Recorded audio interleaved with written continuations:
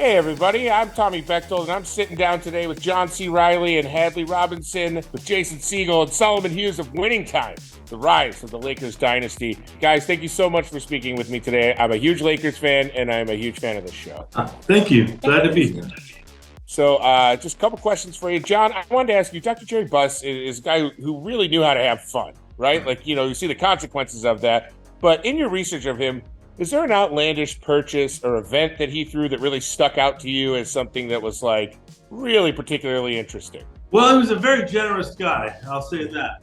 I heard a story. You don't know. I mean, these kind of stories about his personal life, you don't know what's really true and what's not. But apparently, he liked to give Jeeps to girlfriends. As long as you were his girlfriend, you had this Jeep, and then sometimes, if you weren't his girlfriend anymore, the Jeep got to come back. On his way to lunch somewhere, he spotted a Rolls Royce and then went to lunch with this girl and then arranged to have the Rolls Royce bought by the end of lunch. And then he just drove back and like, there's your new car. So, oh my God.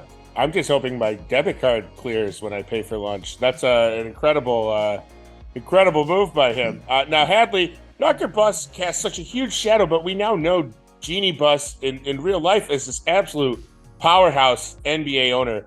In what ways do you think Jeanie is evolving into that person in season 2? Yeah, I think she takes one step closer to who Jeanie is today, and I think it's just about coming into her own through learning from her father. But she's also young, it's like her early 20s. But in season 2, you kind of see her become a woman a little more.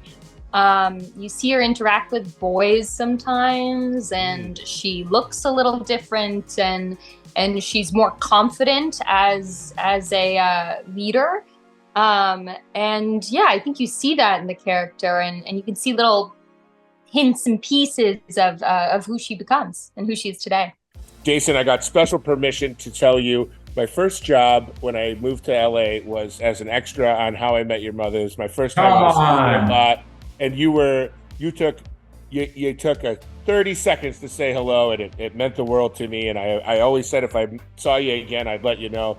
I'd been here for 2 days, and it was my first time on a studio lot. So, oh, brother, I'm so glad to hear that. Thanks for telling me. That means the world. Well, I really appreciate it. So I want to ask you both, when you're making a show like Winning Time, that's covering a real era in history, how do you work to create drama and suspense when the results and events have kind of already happened? If we can Google what actually happened. So how do you make the show suspenseful?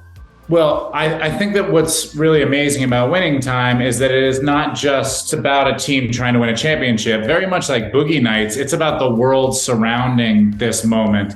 And so it's as much about the power dynamics within the team with Solomon and Quincy, Magic, and Kareem trying to figure out their respective roles, and the front office trying to figure out their roles. So it's like a Shakespearean drama set in the world of sports. Yeah, I totally agree. I think like the beauty of the discovery of that there's multiple layers to every story, right? Beyond just the score, it's like Jason said, what's happening in the world around them? How are all these different influences impacting the decisions that they're making? And ultimately, I think the goal is to humanize these people beyond their feats on the court or their feats in as executives or as coaches, like who they are as humans. That's similar to the person that's watching. Certainly, and as a Lakers fan, it's a joy to watch that and see these characters come to life again. I wasn't even born yet when a lot of this stuff took place, so it's really neat to watch. I want to ask you really quickly, were there any moments in season 2 that you were surprised by how the writers had your characters behave? Anything stick out as something that you thought you knew your character was one way, but they kind of zagged on you?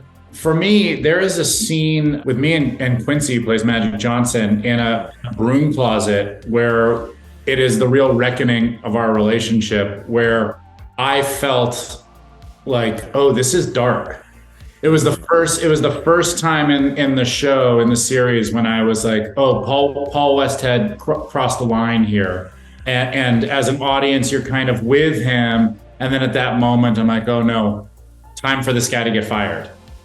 Yeah. Not to give anything away, but history tells us what happened. Sure. It was the first moment in the show where I was like, oh, he crossed the line. It's time to go. I think that scene is will go down as one of the greatest scenes in TV history. Honestly, it's such an incredible scene. Oh, thanks, Solomon. That's incredible. You know, they say business gets done on the golf course, but it sounds like we got some bad business in a broom closet. So glad it turned out well. Solomon has watched these episodes and I haven't seen them yet. So get my little food pellets of the universe from Solomon. So this is Winning Time. It's a show about assembling the greatest basketball lineup of all time and one of the greatest sports dynasties of all time. So we wanted to play a little game before we get out of here. Assembling a dream cast of actors using basketball terms. So, you know, you got your point guard, who is the person who sets up the action. If you're going to cast an actor to kind of be the point guard of a film, and we can all work together on this, who's someone you think of right away? Who's a person who's good at kind of setting the tone? Me. Of any actor? Myself. I would agree. Well, point guard though, he doesn't just get the action going. He sets up the cast, right? It's like this is unselfishness here. I'm gonna say we gotta work as a team, Solomon. I'm gonna say somebody like Robert Duvall, who is like in The Godfather. He was very much that role. Do you know what I mean? Like he was the point guard to some extent. I think that might be my choice. Love it. On that note, we have the shooting guard. This is someone who may not, you know, be playing an active role the entire game, but when they shoot, it's electric. So who's an actor you think of that always delivers an electric performance, even in short, sweet bursts? Light things up. When I think of light things, I think big personality. So I'm thinking like a Samuel L. Jackson, just big. Oh, nice. Jason Segel this season was pretty impressive that way, you know? Yeah. Even though it's not such a small part or such a short burst. I love that answer. Okay, then finally, we got our centers, the big men. The big guys, the intimidators, the imposing forces, or women, imposing women. I think of Hannah Waddington on Ted Lasso. She's an imposing, tall woman. Who's the center of this ensemble cast? I mean, from my point of view, Gabby Hoffman really holds down the fort for me, personally. Well, I was going to say Will Ferrell. It would be a great big man. Yes, I agree. He's one of those alpha kind of guys. I mean, and maybe it's Brando. Right, exactly. Yeah. Totally on the same page. All right. Well, guys, thank you so much for speaking to me. I'm a huge fan of the show. And as a Lakers fan, the show means the world to me. So thanks for bringing it into my living room. And I really appreciate you guys taking the time to talk to me today.